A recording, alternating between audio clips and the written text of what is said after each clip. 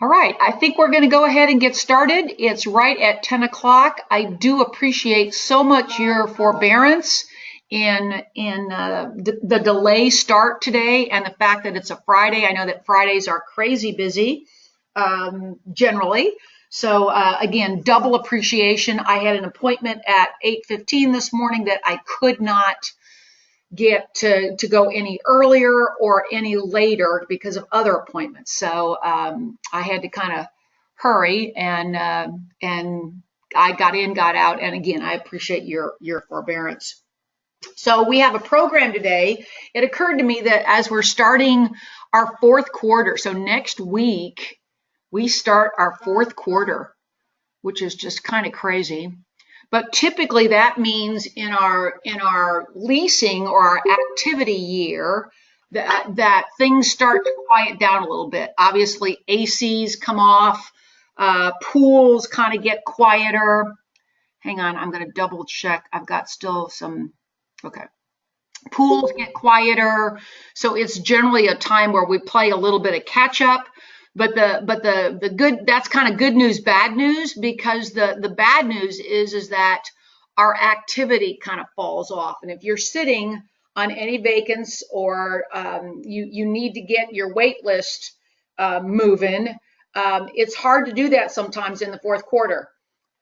In the industry, it's kind of like, well, whatever you have vacant on September 30th is generally what you're going to have vacant February 28th.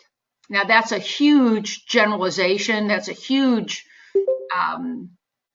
overriding perspective. But basically what they're saying is not only do people not have a lot of move in and move out, but there's fewer people out looking. There's just fewer people out looking. Everybody wants to be someplace by the time the year starts to wind down. I hear a lot of people coming and going. Okay. And so we need to be more diligent than ever about how we're handling leasing and how we're handling our telephone traffic, how we're handling emails. Many of you are very occupied. I know of a couple properties that are well occupied, but in a certain set, like the higher levels of the income criteria, they need more people. So we either have to go get those people, go find those people, or we have, well, kind of twofold. We have to go get them, and then we have to also pay attention to when they call. Let's be ready to take that call. So today's class is called Lease Resistance, and this is just an opportunity to kind of check up, because now is the time when you want that staff, that leasing person, your assistant, even you, to kind of up your ante on skills. Because of the fact that the activity falls off, we have to be very much more careful and good at handling traffic. So that's what we're talking about today. And I want to, I found a number of factoids that Lisa Trezine, who is an industry researcher, pretty much an expert, has discovered through surveys. And I just want to kind of put these in front of you and challenge you to consider whether this stuff is happening in your office and at your desk or on your watch.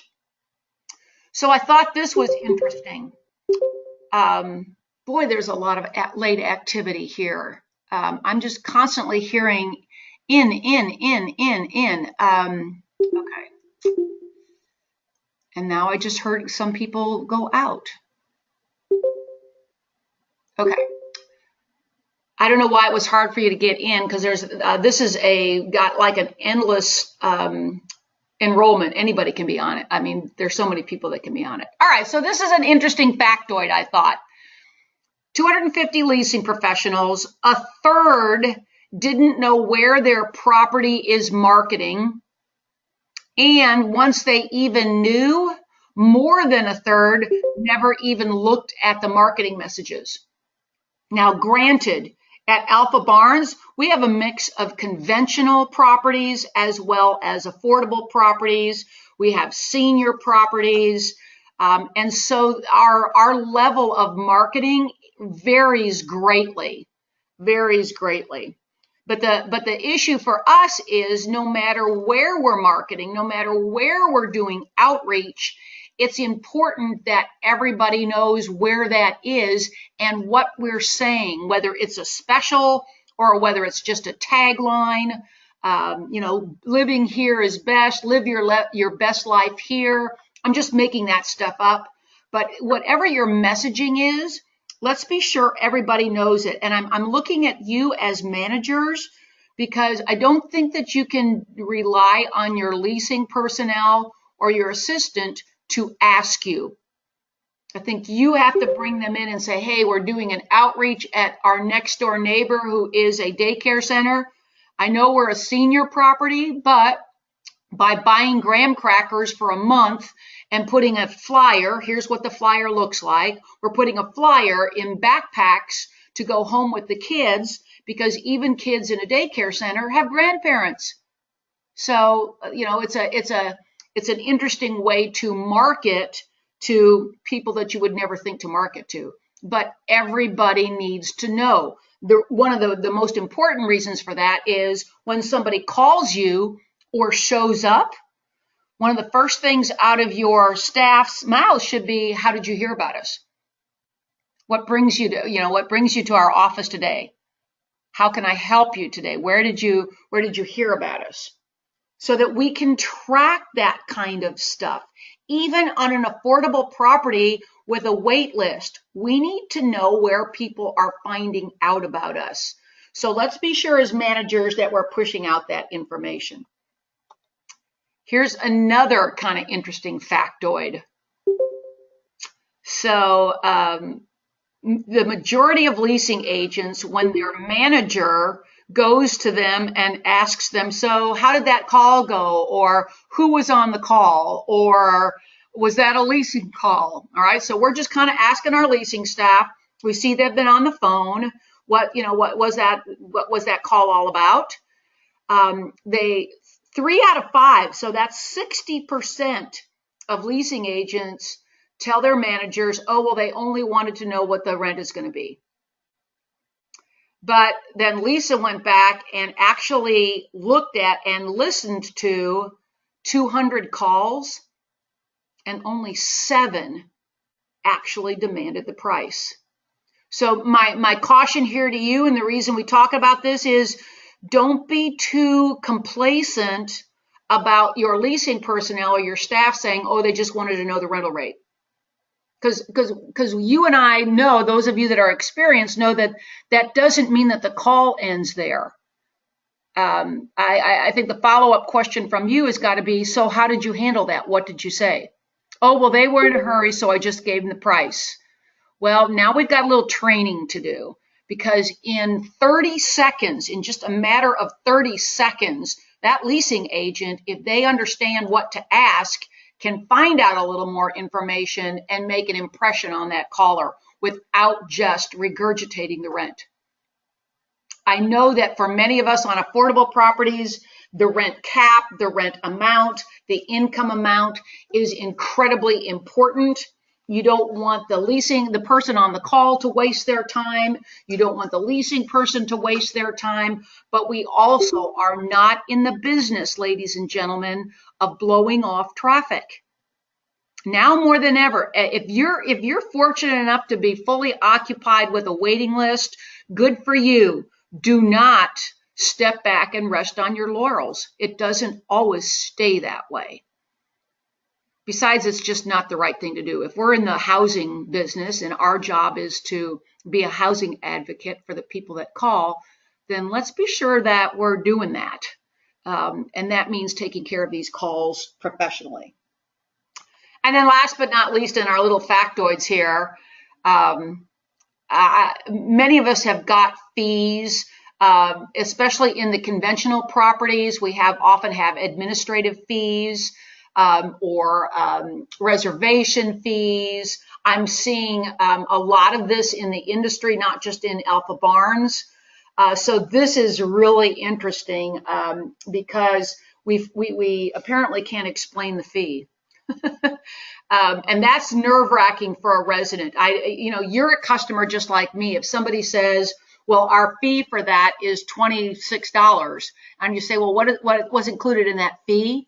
And you can't tell me, what happens to the trust level that I have in you? Or, it sounds like you're kind of hemming and hawing and making this up as you go along.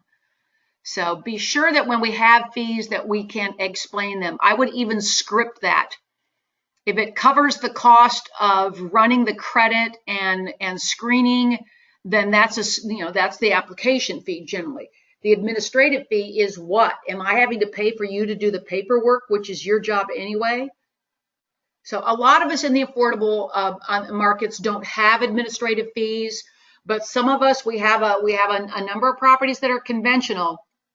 And we need to be careful that if we are using that administrative fee, that we're able to identify it. State legislatures, Texas included, is getting a lot of feedback from tenant groups that say, hey, this is just another way that for landlords to make money. So we need to put some kind of a limit on it. So don't be surprised if that kind of talk happens. So those are just some interesting factoids that I thought we'd start out with. The next slide that you've got shows this leasing professional answering the call, and surveys have shown that the best opening line to use when answering the call is, "I'm so glad you called." Now, tell your staff to please not do that if they can't say it genuinely. All right, we know that we've got people that answer the phone that's just going to come out of their mouth, and it's going to fall like a dud. It's not going to sound genuine at all. So when you answer the phone and you're answering with the property name, this is Sunshine Hills Apartments. I'm Sue. How can I help you today? They ask you for whatever it is they're asking for. Now's the time to say, "I'm so glad you called about that." Because look how personal that is. Without even getting somebody's name yet, "I'm so glad you called." That's what I'm here for. I'm here to help you find your next apartment home. So I'm so glad you called. Interesting. All right, so now let's talk about emails. Emails. We get a lot of our inquiries through emails. So this was an absolutely astounding number for me. And I don't know that I am a huge fan of you just constantly sitting behind a computer. But Velocify, which is an internet surveying company, says that responding within 1 minute improves your chances of getting the business by 400%. Now, like I say, I don't like the idea of you sitting in front of a computer waiting for email to come in. But what it does tell me is there is absolutely an urgency about responding to emails. I taught a class on fair housing yesterday in Oklahoma City, and one of the things I preached to both the maintenance technicians as well as to the managers was have a protocol, have a process, and use it without exception. So in this case, when we're talking about email requests, have a process in the office. Maybe somebody takes care of morning emails in the morning. Somebody else takes care of emails in the afternoon, or maybe you assign it by the day. But be sure that somebody owns email. Not just you, maybe a leasing person. If you're in the office by yourself, and a lot of us are, then it's going to have to be you. But the point is that the faster you respond to email requests, the better shot you have at getting the business. Because when people are emailing you about your property, maybe they drove by, or maybe they were at the Alpha Barnes website and they clicked the link to your property, so now they want some more information. When it's in front of their brain and they're thinking about it now, it's important that we capture that interest as soon as we can. because just like you and me, that person gets distracted and they go on to something else. So it's very important that we treat these emails urgently. An email lead is like an individual sitting in front of you at a leasing desk. Kind of to go hand in hand with that, if you wait a day and don't respond to those emails until a day later, that percentage of being successful drops to 17. So that is a huge difference. So figure out how you're going to do this, figure out how you're going to handle email, especially if you're the only one in the office.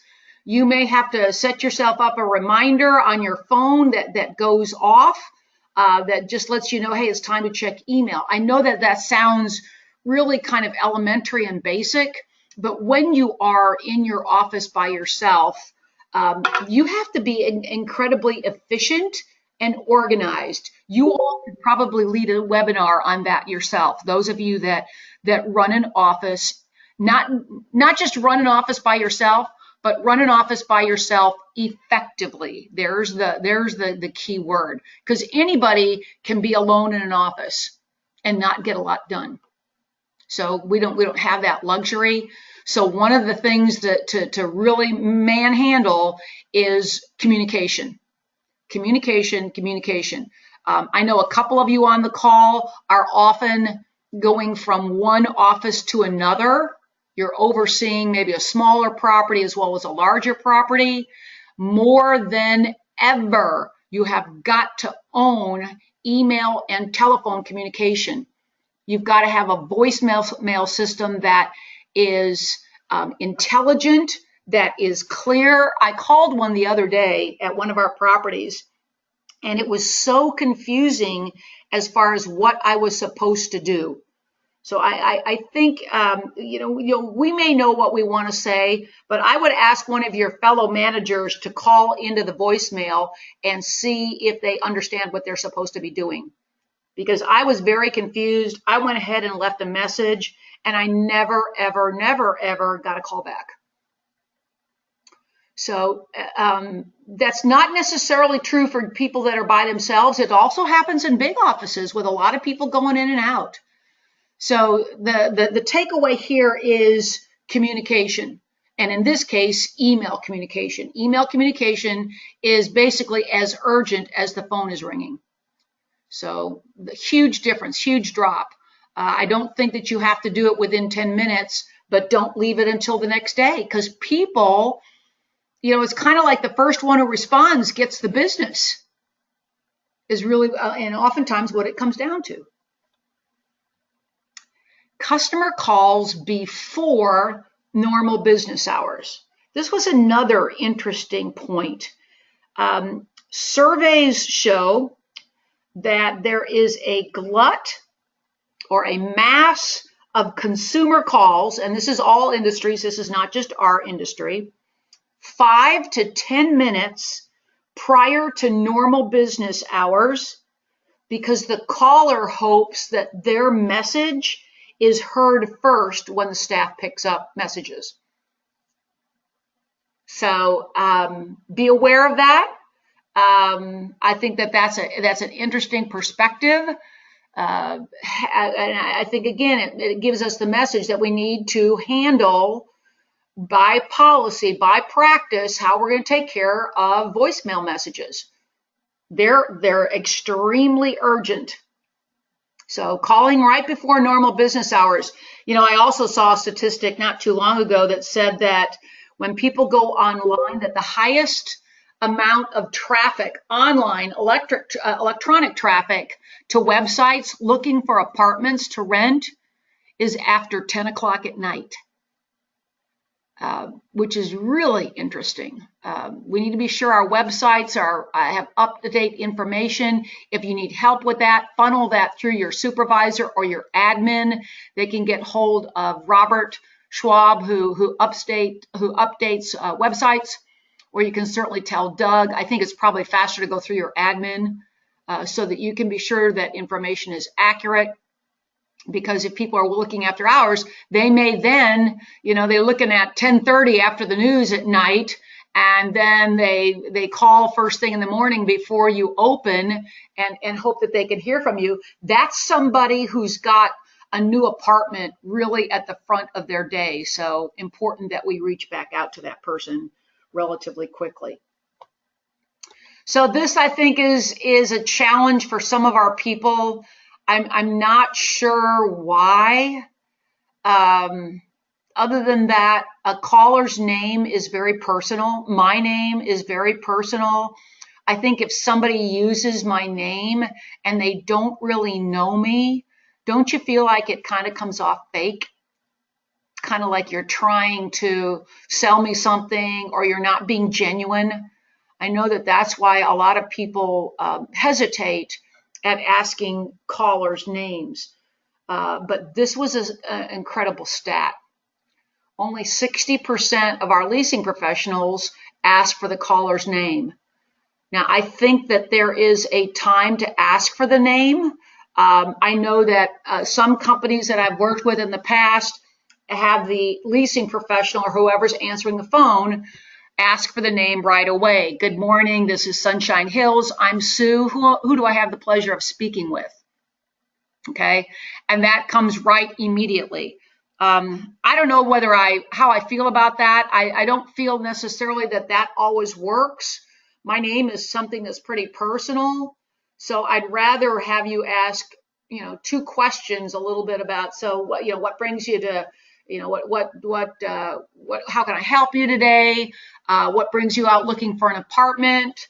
My name again is Sue. May I have your name? And ask permission.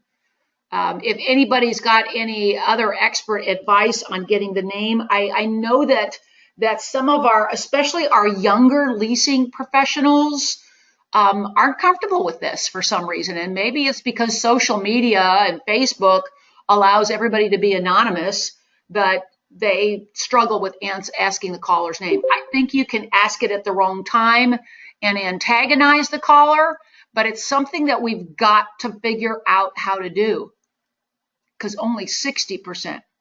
I have a question here that came in. Usually in an email, they leave a phone number. I personally like to call them back. Do you suggest to email them back instead of calling them back? Great question. My recommendation would be that if they leave a phone number, then they're looking for a call. Also, a call is more urgent. A call means perhaps that they really want to talk with someone because they're at the decision point. So I would call if they give you a phone number. If they don't, I would email back quickly and just say, this is Jody. I caught a hold of your email. Would love to talk with you. Is there a number and a time that's best to reach you at? And ask permission.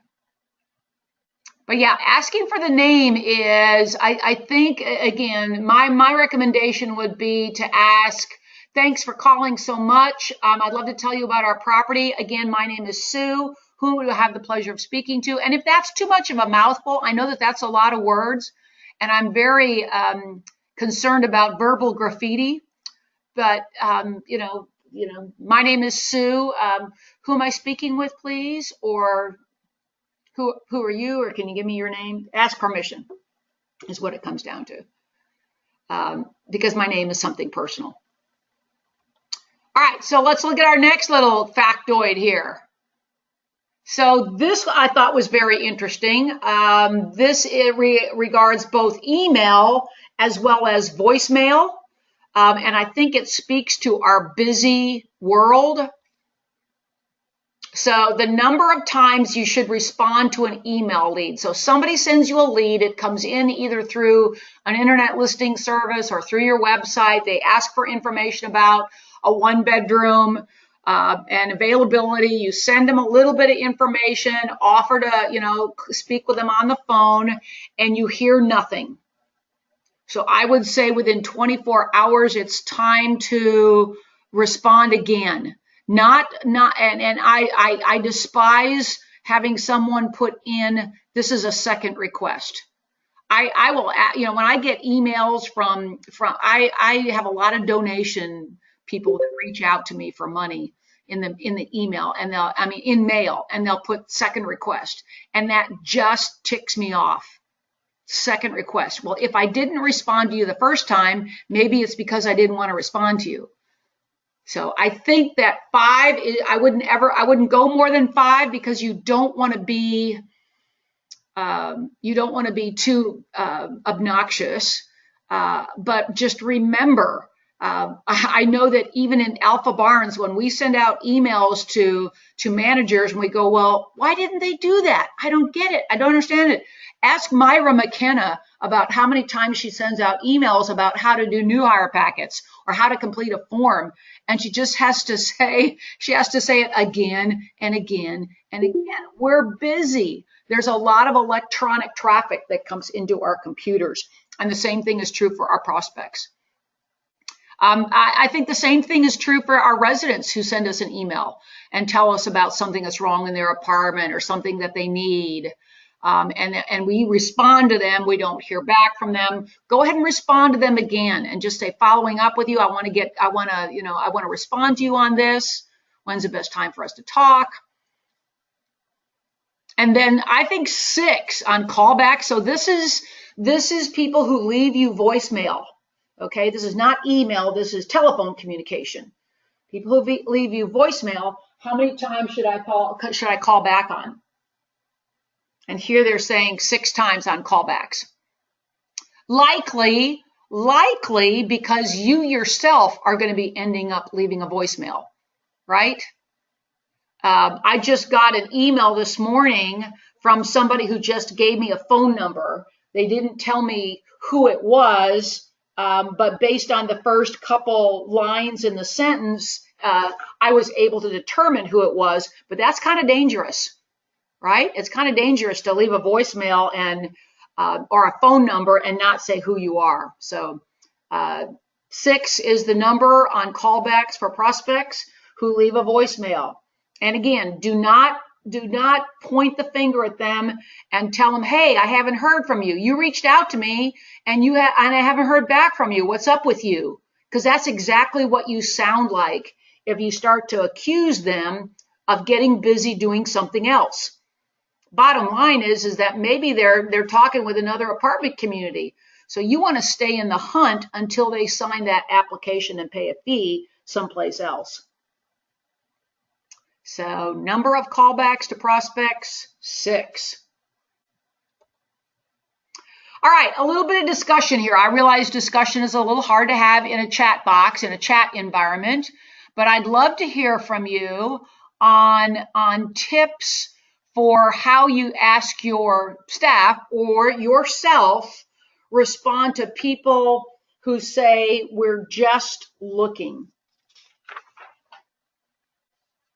And here I think I'm talking about whether this is in person or whether this is on the phone. I think we really have focused on electronic and phone, so let's just stay there for the purposes of this discussion.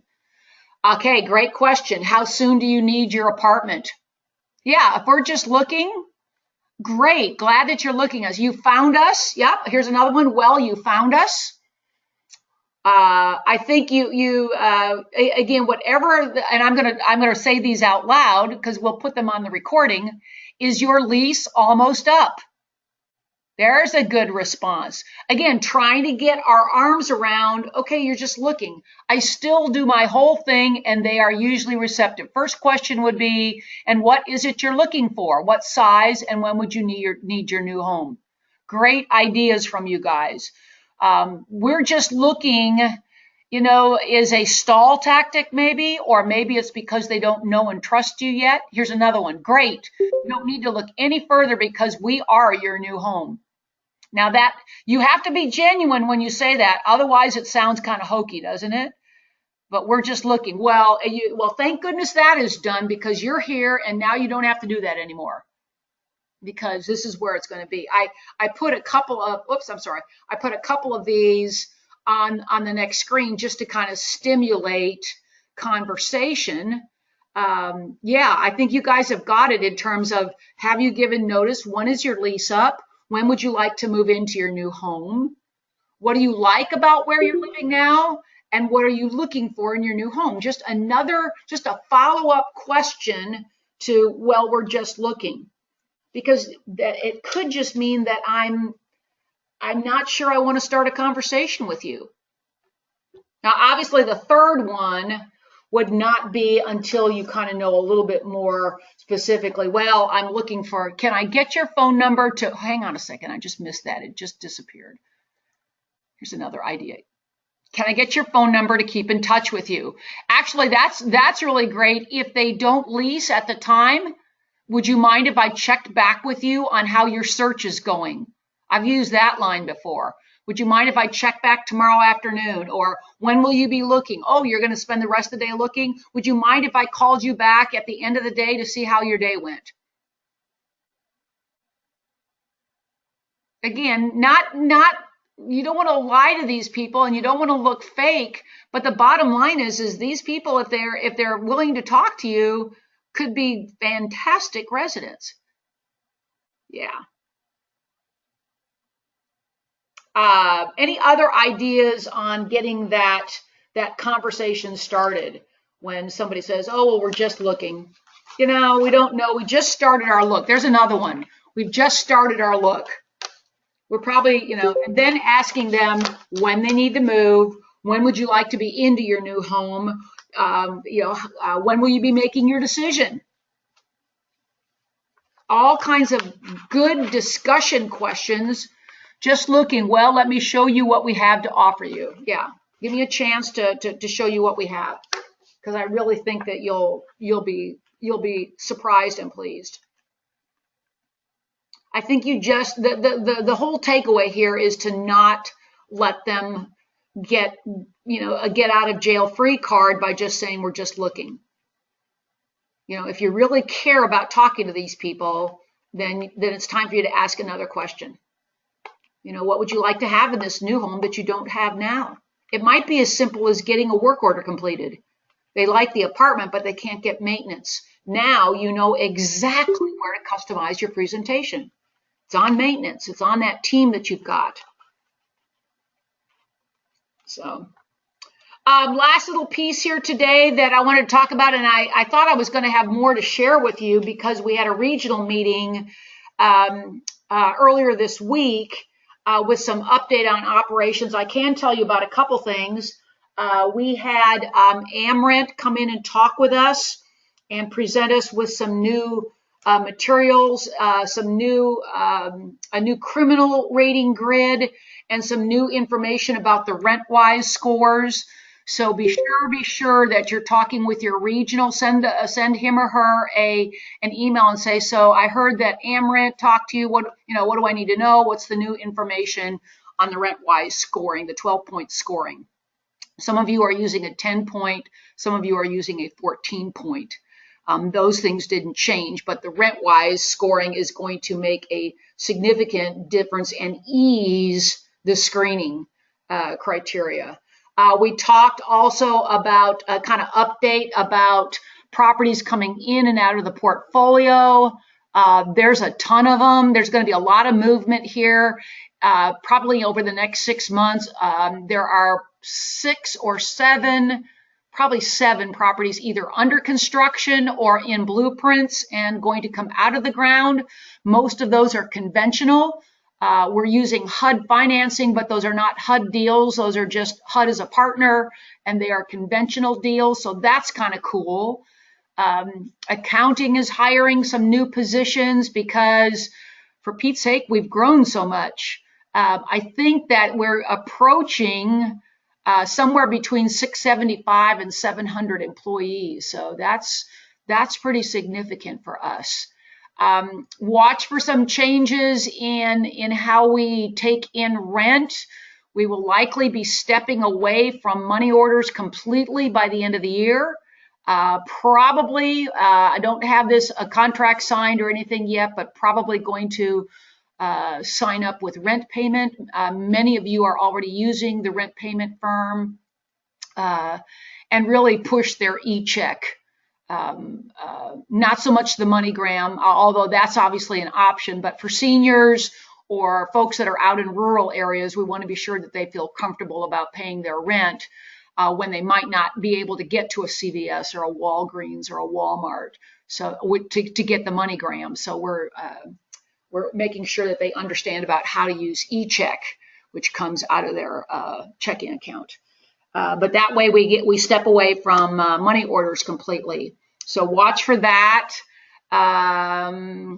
What else can I tell you about? Oh, right in front of us, the logo. We actually have a meeting later today with a creative design group who is looking at kind of elevating and updating not only the Alpha Barnes logo, but the Alpha Barnes message. Because we have had this astronomical growth, and because Hugh is now with us and is, directly soliciting new business, we thought it was time to step back and take all the great things about Alpha Barnes and just kind of elevate it and move it to make it a little more modern, a little bit more in today's perspective. So be watching for that. That's going to be a lot of fun. What else? Anybody heard about anything that I can address with you? Chat box here. The only other thing that I have got that we're working on is document management. We're just starting that process of looking at how we can go more digital and less paper. That's a big journey, so that's not going to happen fast. Those of you that have experience coming out of environments where you used a document management system, I would love to hear from you in terms of things that you thought worked well and things that didn't work well. We haven't. I'm going to actually go to another company's property and sit in their offices and look to see how they're doing it, so that we can learn and see whether Alpha Barnes can make that work for us. Mike is really kind of interested in doing something along those lines. So lots of things changing, all for the good. Be open to change, be receptive to change. If it's not working, keep communicating. This has always been a company that's had a great open line to its on-site staffs, and we don't want that to change at all in any of this. So keep talking. All right, our last little piece here for us is next month's date. Thursday, we'll go back to our regular Thursday, our regular time and our regular date, October 26th. Do let me know about topics that you would want to hear about. I generally am picking these based on things that I see that I think would apply well for us, but I may be totally off base. So do let me hear from you. I'm S. Weston at alpha-barnes.com. Easy to get a hold of, easy to find. So that's all I have for you today. It's 10:38. So that goes in line with what we're trying to do here, 30 to 40 minutes. I hope everybody has a great rest of your day. Get those people moved in. Follow up on those emails, and teach your people how to handle that. Oh, we're just looking, and respond to them. All right. Thank you so much. Have a great rest of your day and a good weekend. Bye-bye.